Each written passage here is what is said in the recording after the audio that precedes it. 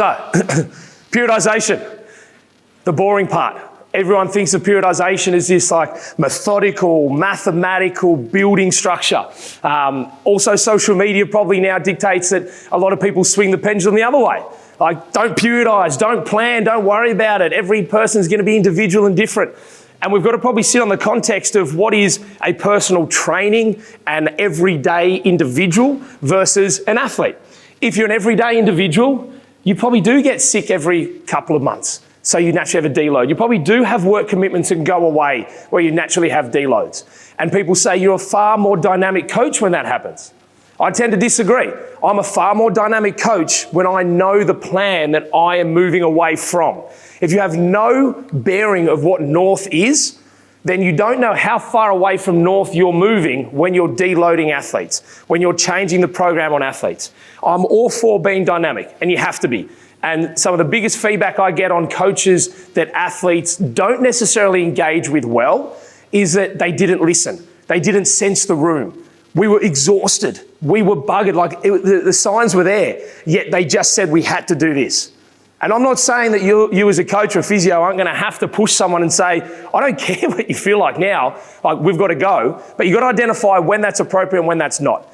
And periodization, starting from the beginning, is one of the most important places to start. So we will layer on, each module kind of builds on itself a little bit, but let's kick it off with some periodization. So first and foremost, it is a framework. It is a framework that we want to work from, okay? It is a plan. It's a simple template that we want to start with. If you just stick your finger in the air and hope that the rest will happen, you're bound to make mistakes. And like I said, you will start to veer away from what is true north very quickly.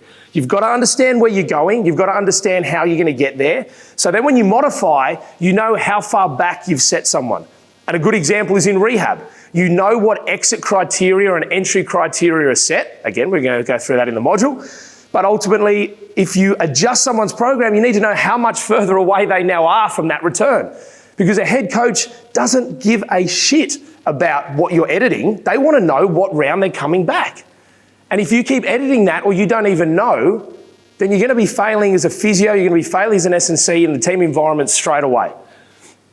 Using planned blocks to enhance athlete buy-in. This is one of my favourite things that I love doing, especially in a pre-season, because there's no game at the end of the week that everyone gets excited for. There's nothing to build to. Often pre-season gets monotonous, day in, day out. And what's the theme of pre-season? Work hard. But you can't just keep working hard every week.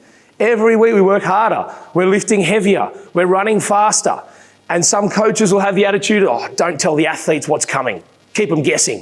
You know, keep the surprise there. I'm not saying I have to tell them every detail all the time, but I can tell you right now, having buy-in from the group, understanding when they're meant to be pushing hard and when they're meant to be actually unloading is one of the best ways to get buy-in and drive when you need it. My athletes, every Monday, I present to them what that week looks like. At the beginning of every block, I present to them what that whole block looks like. They know when they're deloading.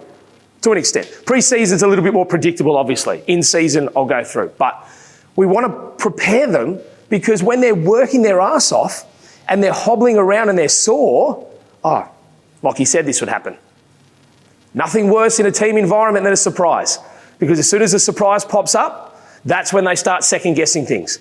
If you tell them your hamstrings, well, put it this way. How many people here have told an athlete after they've started doing RDLs, your hamstrings are going to be sore tomorrow and the next day?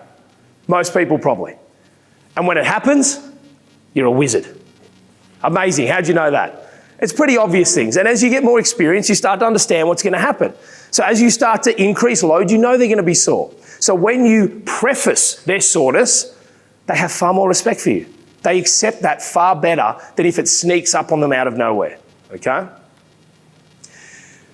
Periodization improves skills coach adherence. That's another big one. Because what do skills coaches want to do 99% of the time? Push, harder, faster, let's keep going. Educating a skills coach on what a deload week may look like and why we're doing it and how it's actually going to help is powerful. I'll show you the macro plan in a second, but I often start with the coach, with my macro plan, showing them how even when we deload here, we are finding enough load here and here. Because with all due respect to skills coaches, I love them, but they don't think that far ahead. Everything is the here and now. Everyone's got to be available. We've got to be pushing. We're running out of time. They see on the news, and this is the best of the best. These are the pros that you see on TV. They're just as insecure as everyone else. They'll see on the news that Melbourne Storm are doing something. Oh, should we do that? What do you reckon? They always have these thoughts of maybe they're missing out. So the more you educate them to an extent, obviously you don't need to give them every detail, but give them the themes, the more buy-in they're going to have to what you're doing. And when they have a buy-in, then the athletes will have a far bigger buy-in. And like we opened with, a framework and planning actually makes you more dynamic. We call it a framework or a template because it is going to change. It changes all the time and it needs to be able to be dynamic. But like I said, as an arbitrary number, if I was going for 2,500 units of player load that week and I hit 2,500, if I hit 2,000, then I know that I can't chase the 3,100 I was going for the next week. Like I know that, so it changes. But if I'm just putting my finger in the air and just building on the previous week, weeks run out real quick in pre-season. And then you get to the week leading into round one and you look back at everything you've missed.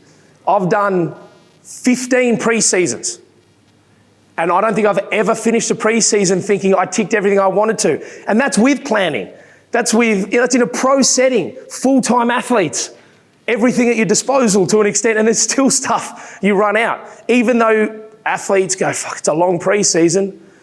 When you take 16 weeks, you break it into blocks, you separate those blocks, you realise the hours you can't train them, you realise the skill stuff they need to do, you realise the appearances they need to do, everything else that needs to come under that umbrella, you run out of time real quick. And if you don't plan for it, you're going to miss even more. So let's kick off with our macro cycle. So first considerations. Now, obviously team sport is a fairly big umbrella. There's court-based sports, there's field-based sports, there's sports that involve 5 players on the court, there's sports, gridiron, involve 82 individuals suiting up for game day. So it is a broad term, but based off more Australian-based sports and the ones that I've been involved in, obviously is what I can talk to the best. But we've got to understand firstly, what is the game load, okay? Now, in our sports science side, we'll talk a little bit about how we can start to track game load, even if you don't have GPS and everything like this. So for now, the assumption is we've got a way of tracking it.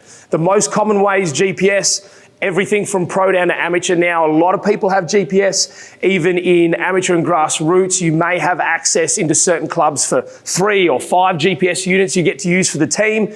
The other substantial option is you wear watches in training. Even if you don't get to track game load, there is plenty of research out there that'll tell you game load in the sport you're working with, so you can still base your training off the research-based game load. I ranted a little bit there, hopefully all that made sense. But our weekly in-season training load, typically 1.5 to 2.3 times game load. So when we're in season, we have our game, which we play on the weekend. The training that occurs between games typically ranges from about 1.5 to 2.3 times the game. Does that make sense? So when you're starting with a new sport, when you're starting to look at, okay, well, what's my in-season going to look like? We find out what is the game load for that sport. From that, let's times it anywhere between 1.5 to 2.3. You can be conservative at 1.5 if you've just started working with them. And that'll give you roughly what a weekly load for that athlete's going to be. With that, we can see an in-season week is about 30-40% week is game, and then about 60 to 70% of the week is training. So another way to break it down to help you identify what the average week is. But then in pre-season, this is the first dot point that I kind of start with. My pre-seasons, I try and peak or target about 1.5 times the average game load. So everyone always asks, well, how much training do we do in pre-season? What's a big week? What's a small week? Especially if you don't have experience with a sport, it can be quite hard. So if I know what the game is, jump around anyway, brother. If I know what the game is, I can work out roughly what the in-season training load's going to be. And then if I know what the in-season average week looks like, then I kind of know what my peak pre-season week is I need to account for. Now, a couple of levels to this. Head coach probably knows really well, so maybe speak to them. That's a really good place to start and understand their training layout and their expectations, what they want, and how it fits into a physical model that we're obviously showing now. But understanding what your peak is going to be then allows you to transition every other week off it, because this is what everyone should be starting their planning with, okay? So there's a lot of information on there, so don't get lost as I talk while you're looking at other numbers. This is, actually now I forgot, I think it was last year's. This was last year's planning for New South Wales Swifts, a netball team that I work with. Now, if we start to focus purely on this number here, so these are our tracking. Now, black and white numbers will indicate the true outcome.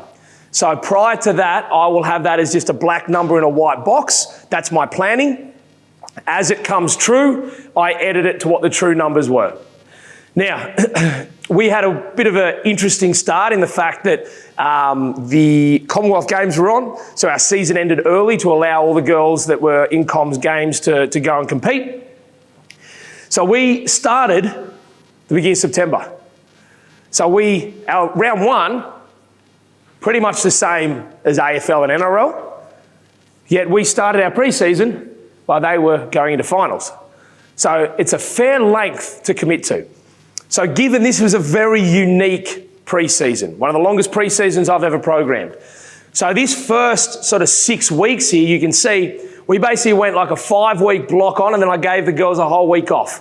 5 week on, that was a team camp basically off. And then we led into our